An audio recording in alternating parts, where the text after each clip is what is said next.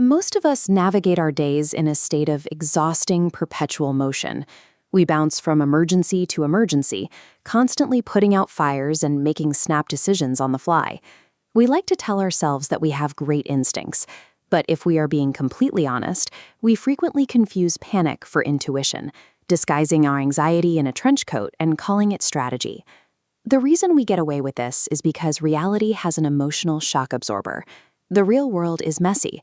Feedback loops are often delayed by weeks or months, and our own egos buffer us from the immediate fallout of our poor choices. We can mask a bad decision for a long time because the consequences rarely hit us the moment we make them. But every environment possesses a minimum viable mistake, the smallest possible error required to collapse the entire operation. Send one poorly calibrated message to a group chat, and you can spend the next 48 hours trying to explain yourself. This is why the chessboard is a uniquely honest system. It doesn't flatter you, and it doesn't lie.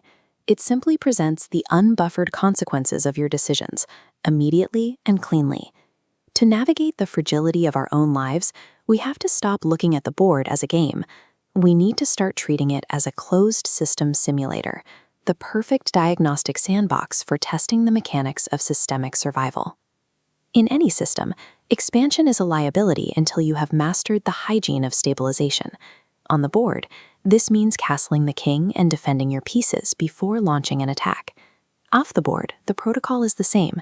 You manage your bills, your health, and your current projects before adding new layers of complexity. It is the art of not ruining everything. Strong players don't necessarily calculate further ahead. They just prevent more tracking errors. Prophylaxis is the highest form of systemic intelligence because it saves you from needing heroics later. It's the structural boundary between staying completely stable and rebuilding your life from scratch. Without that structural boundary, ambition becomes dangerous. Pushing pawns mindlessly to gain territory creates permanent weaknesses in your position. Scaling a business or relationship without a solid foundation simply creates a much larger surface area for a potential disaster. Growth is a liability unless your stabilization is robust enough to survive the counterplay. Space is only an advantage if you can actually hold it. This brings us to the myth of modern strategy, that constant motion equals progress. A person can stay busy 16 hours a day, grinding away in a blur of activity, and remain a highly professional time waster. A knight can hop around the board like a caffeinated rabbit and accomplish absolutely nothing, while a bishop trapped behind its own pawns remains useless. Both pieces are active, but neither is effective. Real activity is measured strictly by option density. A rook on an open file is active, while a bishop trapped behind its own pawn structure is in therapy. Option density is the real metric of power. Not motion, not noise, not effort, just options. In daily life, one well-placed conversation or one solid habit provides more leverage than hours of forced labor. The danger to this density is unpriced exposure, or hanging a piece. This happens when you surrender something valuable, like your time or your dignity, without securing compensation. Strategic risk is only correct if the resulting chaos is worth more than the asset that you surrendered. Dominance belongs to the player who accumulates the highest density of options. Busyness is merely the illusion of power. Once you have options, you can control the environment through tempo. This is the leverage of setting the pace and defining the topic. It allows you to choose the narrative frame, forcing everyone else to respond to your lead. Humor is a covert tempo weapon. A dry, surgical observation acts like a knife fork and seizes the initiative. A high-level move never does just one thing. It simultaneously improves an asset, threatens a weakness, denies an opponent's option, and prepares for the next phase.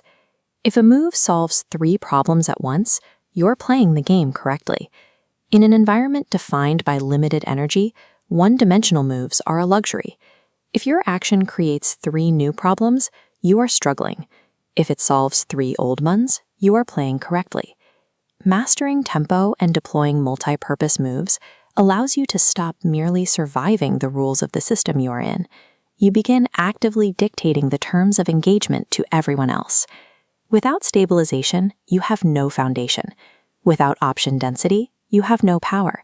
And without tempo, you have no voice. You are effectively an NPC, running side quests in a room governed by someone else's strategy. The board serves as a mirror for systemic mechanics. The same laws of consequence apply to both, though life operates with significantly worse lighting and far more emotional damage.